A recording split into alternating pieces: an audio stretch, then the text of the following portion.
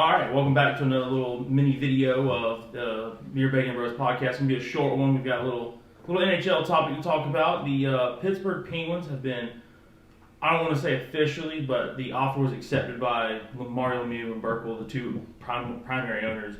So now it's just waiting on the NHL board of directors to approve it. But the Fenway Sports Group has bought the Pittsburgh Penguins for $895 million. The Fenway Sports Group also owns Boston Red Sox and the Liverpool team of the Premier League. I don't know if you've heard of those two teams. They're kind of a big deal. Yeah. I know a guy who owns it. Yeah. Mario Lemieux, the primary owner, him and Burkle, they're going to maintain stakes in the team. So they just pretty much those stepping down. Yeah, like the FSG, the Fenway Sports Group, they're going to be now the primary stake owner. Yeah, they're going to be basically like 51%, if not more. Lemieux and Burkle are still sticking around. They put the team up for sale in like 2015, and was just like wanting to hear offers, and they heard a bunch of offers. They kind of like turned the for sale sign off, but it was still out there in 2016 and 17 when we went back to back. So has that, I guess going back to back, I'm assuming just had to raise the price of the team. If you look back on like the Penguins' like net worth and their estimated value and stuff like that, it's just constantly gone up since then. But the real reason I think they finally settled on like FSG being the main primary or the buyer is Lemieux's been quoted as saying that they've met with plenty of potential buyers, but the Fenway Sports Group shows that they have a history of success, the devotion to the fans, the team. They're fans first, most is what they said. So and they want to actually continue to improve on the Penguins' legacy. But what's the point? Well, if they were going to go after a hockey team, why wouldn't they have gone after their own? Yeah, that was my kind of. Why would they not? I don't know what happened there. Maybe Boston's ownership was just like completely just doors shut. We're not offering. We're not going to listen. Not even nothing. That's kind of interesting. I hope more might come out about that because probably there's other people asking these questions. But it's just that was also one of the big things to me is like when I heard that the Penguins were coming close to it being bought out. They didn't really say who at first, and that was my biggest worry was them moving the Penguins.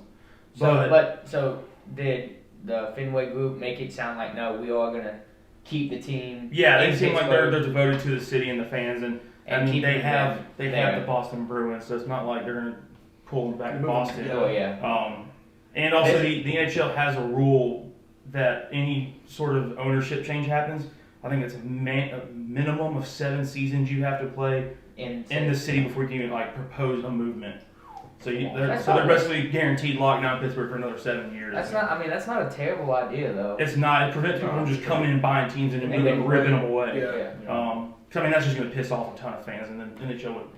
Not only would it be pissing off fans, but you'd be hurting said cities. You'd be wrecking it. That's the thing. Like Pittsburgh is also not a small revenue city when it comes to professional sports. Agreed. They've got the market share that they're going to need to continue to be a successful team, and they said that Lemieux and Burkle's commented on how they felt like the sports group, the Fenway Sports Group, is just very much aligned with how they want the Penguins to go. Yeah. And they said it was like the first people they really met with that came even close, and not only like did the Fenway Sports Group come close, it was almost like identical to how they wanted to move forward. So I'm thinking actually, like you talked about, why wouldn't they buy Boston? And I just looked at the numbers. We'll go over them in a second. But like, why wouldn't they buy Boston? I feel like the Fenway Sports Group is almost seeing this as an investment. Like they feel like the legacy of the Penguins has grown, especially with the multi-championships they've won over the last 2 decades. And they probably feel like, this can really be the one of the most popular, maybe even the top 5 most popular NHL teams in the future. It probably still will be. Yeah, you pump some cash into it, and you invest in maybe a new arena. You get some marketing involved. You probably be able to bring in better players to kind of boost that. I need to make a correction. The $895 million I mentioned is not what they were bought for. That hasn't been disclosed yet, but Sportico estimates the Penguins are worth $895 million. Yeah. So there's no telling how much FSG threw in to get the 51% of the ownership, or however much. 75%. How much they've come out and said that they're going to keep all the staff down to the coach the same, but we all know that can change the moment they actually get in and start once they having meetings sign and start directing new things, stuff like that. It's gonna be interesting. It's gonna be Pittsburgh's probably gonna go in a different way. They're probably gonna see some some Different course changing because new owners are gonna come in. They're gonna change things. Yeah. They're gonna shake it up. I would like to see though in what aspect they're gonna keep Moyomeu and the other guy. What'd you say? What's his name? Burkle. Yeah. Those were the two OGs as I call them. They were the guys that came in and saved the bankrupt Penguins. Yeah. But I would like to see at what capacity, though they're gonna keep them on. How much say-so they actually going to allow them to have now? How much is their influence really going to be? Like, are they going to still be on the board and be like, yeah, we're going to still help make decisions? Or are they going to be like, yeah, they're going to be a minority they're there, but they're like... Kind of like silent owners almost. Yeah, we told them they could be there just so we could buy their team and never listen to them again. Yeah. And I'd imagine they're not giving up their shares of the team, so they're probably still going to be involved and be on the board. They're still being owners. They're still maintaining a stake in the team ownership. I mean, it's just that the percentage is now changing. You probably can't tell those two like Penguin legends. You know what I mean? Like they just step away. Like we're coming in, we're just cleaning this whole out. So. That was probably in negotiations with the team. Yeah. Moyomeu and him and Burke will probably be owners until they die. Yeah. So they'll have some sort of ownership in the Penguins. Just for comparison, in October of 2021, Sportico, same company you said that evaluated the Penguins, put the Toronto Maple Leafs as the most valuable or number one franchise in hockey at $2 billion, and then from there you also got to think about though like. That is the OG hockey team. Exactly. They've had a market share since the beginning of the NHL. Yeah, I'm not beginning of hockey. Professional hockey, they've been there since the beginning. I mean, I'm not saying one's better than the other. Obviously, the Penguins have won 4 championships since the Canadian teams even won it, anyways. So, but that for their, estimated value is $2 billion compared to whatever you just said Pittsburgh's was. But, $900 million. Which is really not that far off. I mean, you're talking really not. 100. No, you're talking like $1 billion. $1 billion. Yeah, that's a lot of money. $1.1 billion. That's But. I don't think people apparently that's not a lot of money. When you're talking about franchise versus franchise within the structure, like it's not that much on this big scale. If we're talking in the grand scheme of things, if we're talking the Lakers versus the Milwaukee Bucks, like that's probably a $10 billion difference in franchises within the same league. So that's why I'm saying it wasn't a whole lot. Not that $1 billion isn't a whole lot.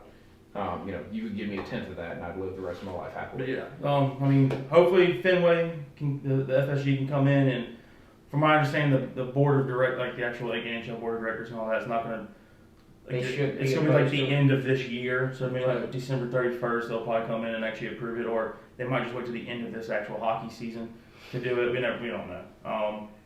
But it's up in the air. It seems like it's going to be approved though. The guy, the chairman of the FSG, I forget his name.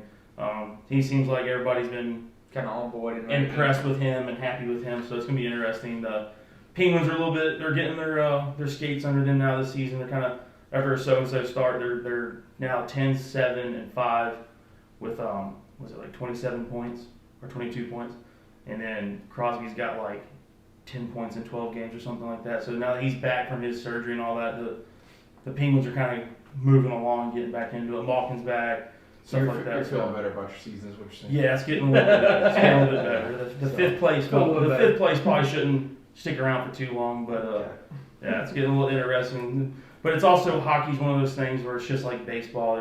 There's 82 games in hockey, and you're only like a month into it, technically a little more than a month. But you're like 20 something games into the season. You're like a quarter into it. Like you can't predict how much is gonna after the next the rest of the season was going to happen.